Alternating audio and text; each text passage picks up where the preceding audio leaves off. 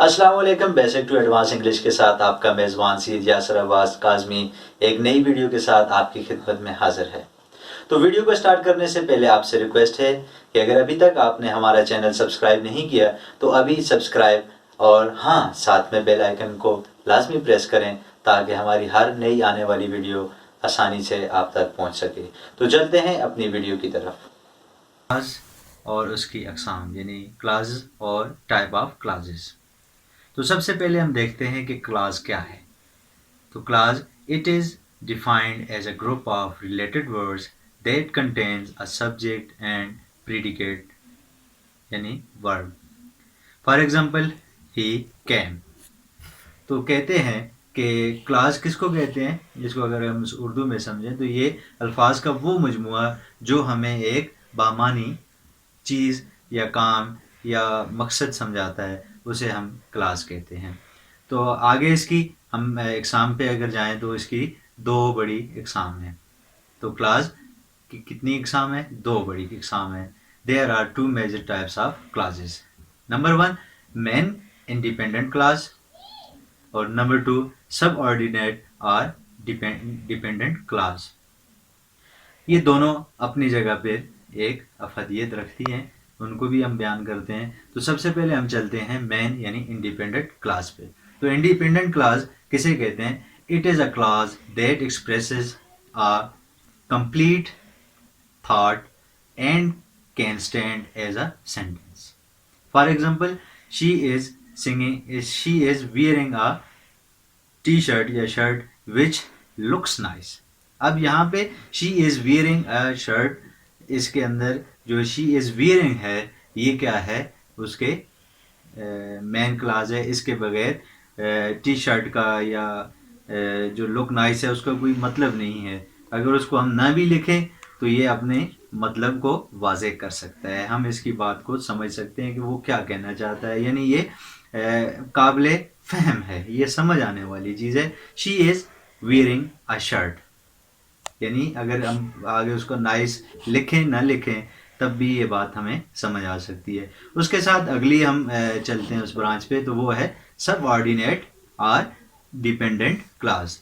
तो सब ऑर्डिनेट यानी डिपेंडेंट क्लास कौन सी क्लास होती है? It is a class which does not express complete thought and depends on another class, main class, to express complete thought. For example, he likes Chinese rice which tastes good. अब के साथ ये ज़रूरी था।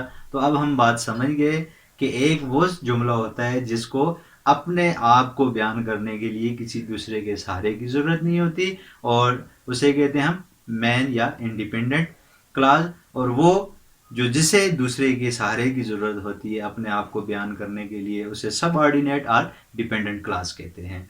तो आगे हम देखते हैं सब ऑर्डिनेट और डिपेंडेंट क्लास की कितनी अक़साम हैं और उनकी पहचान कैसे की जा सकती है। तो बढ़ते हैं अपने अगले सबऑर्डिनेट की टाइप्स के ऊपर। तो there are three sub types of subordinate clause. तो उनके नाम क्या हैं? Noun clause, adjective clause and adverb clause. तो नाउन क्लास कौन सी क्लास होती है? तो वो कहते हैं जी a dependent clause that functions as a noun in a sentence is called noun class. और noun class perform same action like as noun in a sentence. जैसे what he did made a problem for his family. तो अब यहाँ पे हम इस बात को इस मिसाल से समझते हैं कि ये क्या कहना चाह रहा है। what he did make a problem for his family, यानी वो अपने ख़ानदान वालों के लिए उसने क्या मसाइल पैदा किए या क्या मसाइल क्रिएट किए।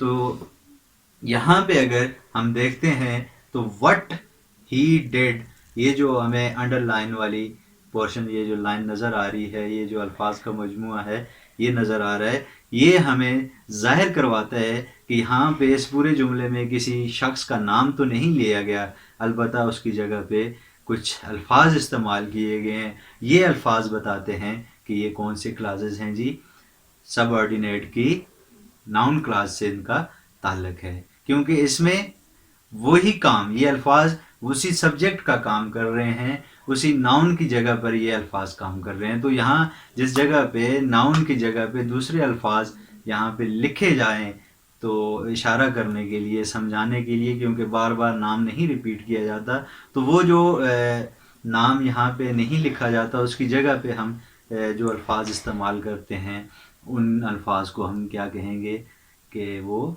सब ऑर्डिनेट यानी डिपेंडेंट क्लास की सब ब्रांच है, जिसे कहते हैं नाउन क्लास।